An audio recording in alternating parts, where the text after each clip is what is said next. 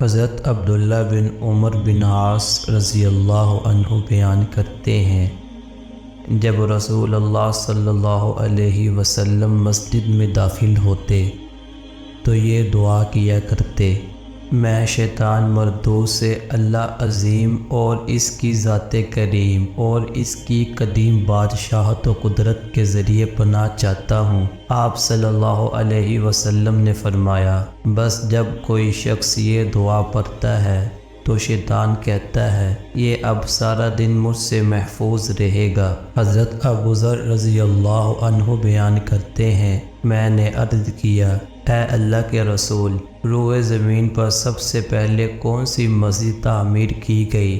آپ صلی اللہ علیہ وسلم نے فرمایا، مسجد حرام۔ راوی کہتے ہیں، میں نے عرض کیا، پھر کون سی مسجد؟ آپ صلی اللہ علیہ وسلم نے فرمایا، مسجد اقصیٰ۔ میں نے عرض کیا، ان دونوں کی تعمیر کے درمیان کتنا وقفہ ہے؟ آپ صلی اللہ علیہ وسلم نے فرمایا، 40 سال۔ پھر ساری زمین تیرے لیے مسجد ہے، جہاں نماز کا وقت ہو جائے نماز پڑھ لو۔ دوستو، اللہ تعالی ہمیں بھی ان باتوں پہ عمل کرنے کی توفیق عطا فرمائے۔